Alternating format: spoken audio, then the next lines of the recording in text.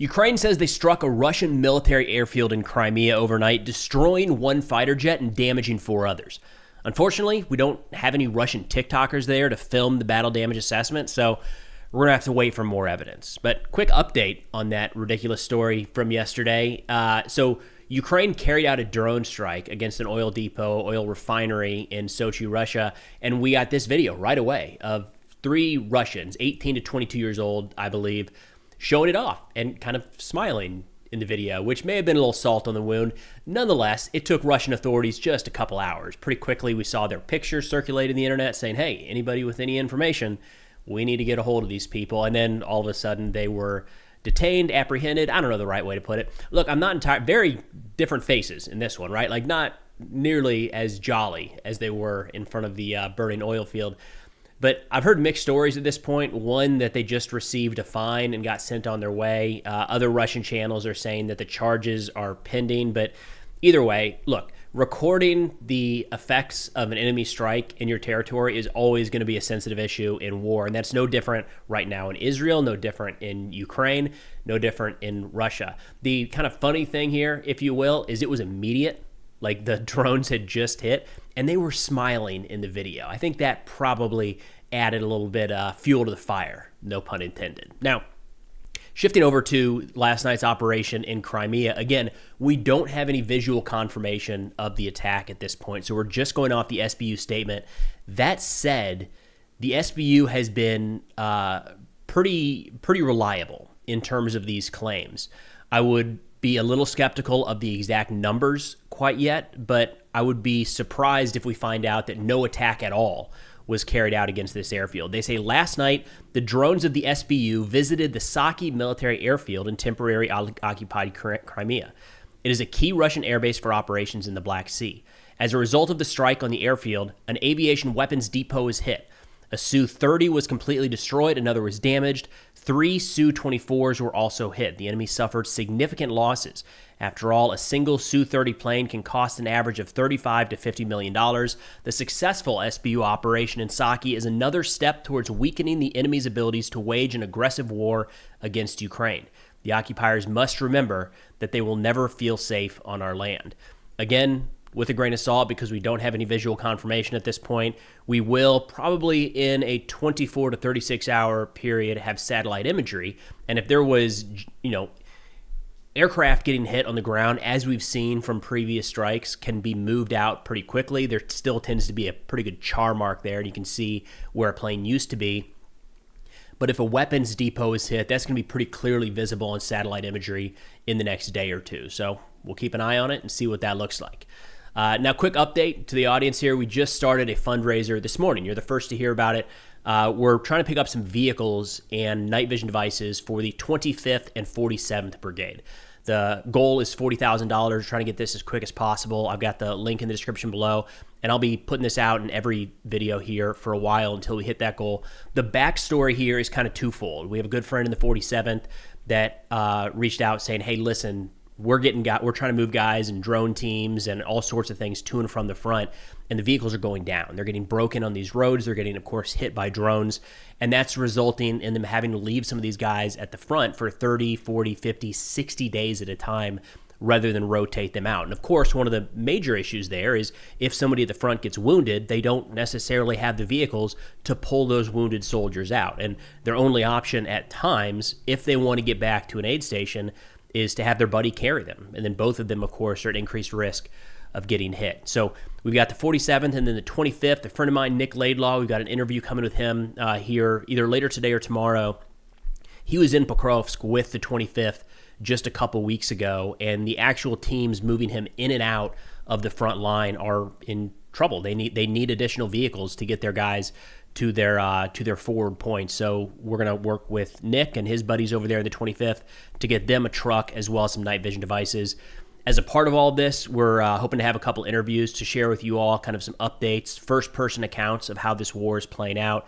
And then, of course, as we have done with every previous fundraiser, all the receipts will be made public. I'll publish it here on YouTube as well as on Twitter and Instagram as soon as we've received the funds, as soon as we've sent the funds, and as soon as the purchases are made.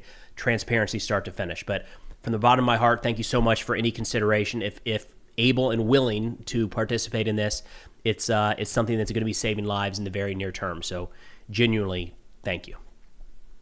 Now, I did want to hit on what we're seeing as a bit of a change in the U.S. posture towards the overall war in Ukraine. We've talked about this recently, where there was a pretty big shift just in the last couple weeks. And I would say it was most notable when President Trump started getting frustrated with Vladimir Putin. And we can kind of harken back to the early weeks of the Trump presidency, even on the campaign trail, where I would say most of the time he viewed Ukraine and Russia as equally guilty, equally liable for the continuation of this war.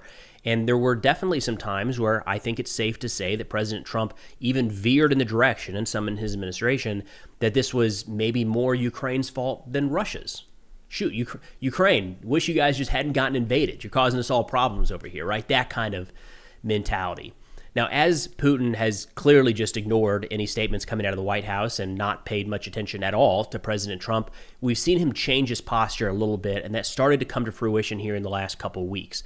And I wanted to play a couple clips here that just came out over the course of the last couple of days from the U.S. Ambassador to NATO, Matthew Whitaker, and then from the Deputy Spokesperson at the U.S. Department of State to highlight just how different some of these statements are today than they were 5-6 months ago. Let's start out here with Matthew Whitaker talking about, Putin. Don't want to get inside that guy's head because Lord knows what's happened between those ears. Here you go.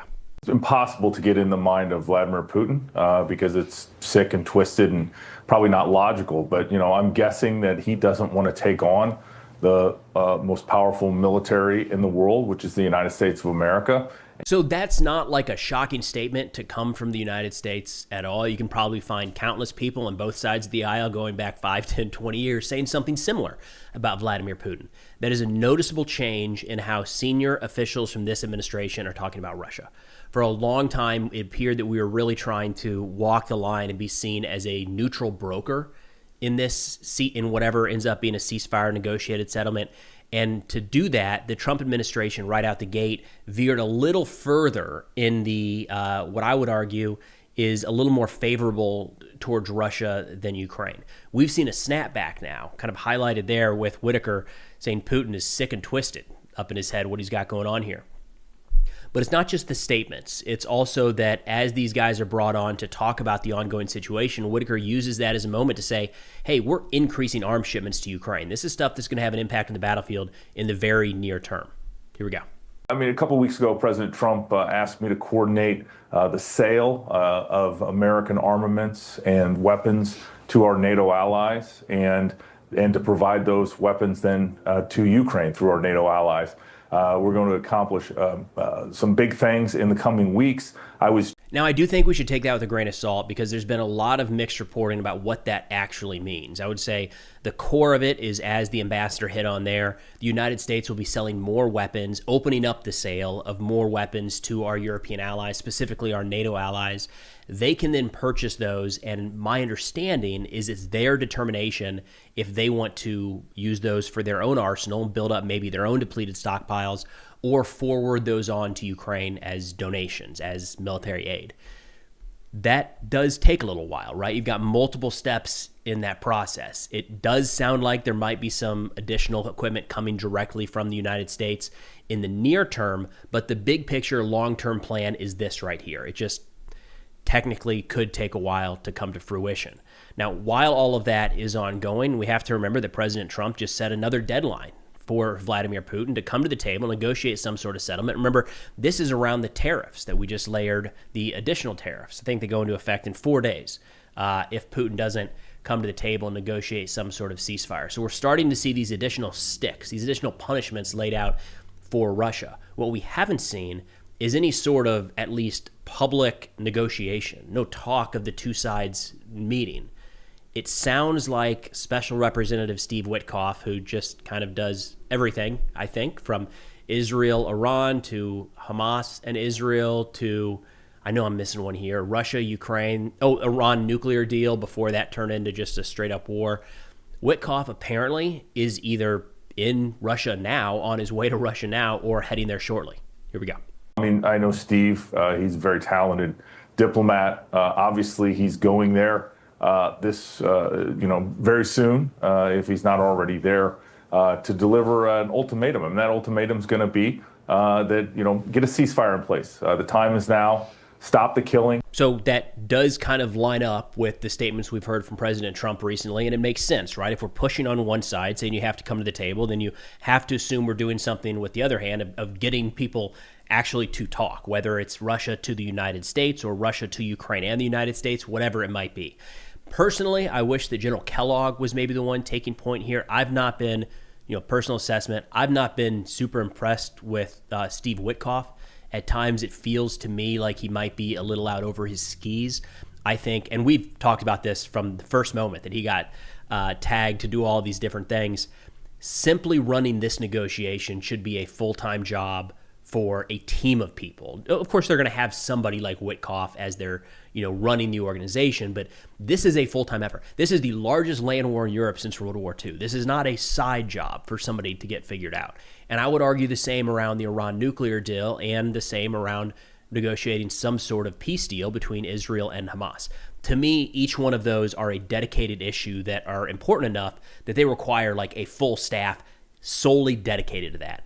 I've been a little bit nervous that Witkoff has so many of these other things he's working on that he just can't put in the time and energy. So this one in particular, right, when we're looking at Russia and Ukraine, the Russians are solely focused on this. All right, so Witkoff, to be generous here, is what, 1/3 of his time allocated to this? I don't like that dynamic, but nonetheless, we'll see what Witkoff does present, hopefully here in the next couple days. Now, there's another statement here from the Deputy spokesperson, and my apologies on the pronunciation here. I feel like I'm probably going to get this wrong, Mignon Houston. And she had some interesting statements here just a couple days ago where she said, we want to continue as the United States standing shoulder to shoulder with Ukraine. Again, as you listen to this, think of how different this is from what we've heard from other U.S. officials going back to at least the beginning of this administration, even the campaign trail. Here we go. Well, I'll be clear by stating this administration does not want a quick fix. This administration wants a long-lasting, enduring peace in the region. We want to continue standing shoulder to shoulder with Ukraine as Ukraine calls for a ceasefire that is comprehensive, that is full, that halts any assault on civilians, on critical infrastructure.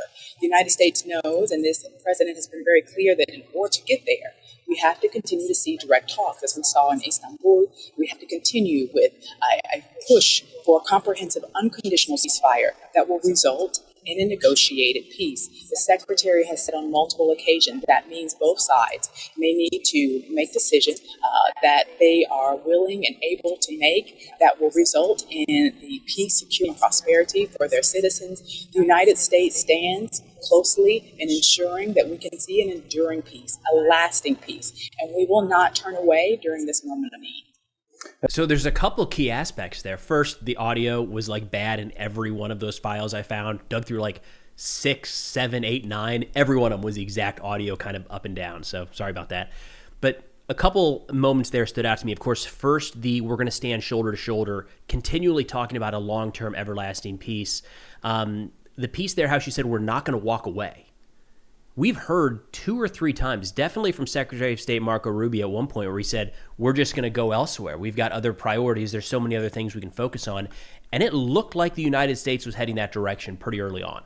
My personal take there was that I think President Trump and maybe some of his advisors misled him in how easy it would be to negotiate some sort of settlement here. And he genuinely thought he could just step in and, hey guys, let's sit down and hash this thing out and be done with it. And that was never really in the card. So he might have gotten frustrated early on and said, I'm just going to focus elsewhere. It looked like we were headed that direction. So to have one of the senior officials from the State Department say, we're here for the long haul, we're going to see this through, is pretty impressive. Another key note here is I know something that the administration has been concerned about or was concerned about towards the beginning of their time in office was being seen as too slanted, too biased in one direction or the other. The idea that how could we be a neutral arbiter to negotiate a peace settlement if we're on Ukraine's side because we are sending them weapons and providing them with intelligence and so on and so forth. And that did kind of spark the Trump administration moving a bit away from Ukraine, as some have argued, maybe a little bit too close to Russia. I think what we're seeing right now is you can take all of those alliances aside, all of the history, set that aside. with the United States, the history between the U.S. and Ukraine, the history between U.S. and Russia, and all of that. And if you just look at this objectively, what we have seen is that Ukraine continues to agree to terms of ceasefires, and Russia does not.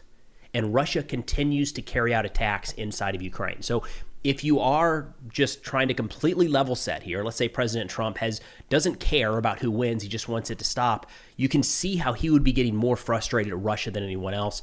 I do think we're starting to see that come out through some of the statements from the senior administration officials. Now, I do want to note that we really aren't seeing anything at all from the Defense Department or the National Security Council. I don't know that I would read too much into that quite yet.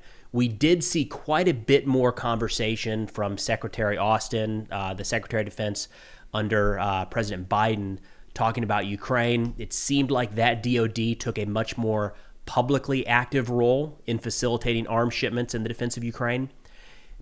Again, personal opinion here, I think our current DoD is much more focusing, is having their media presence right now much more focused on domestic and cultural issues.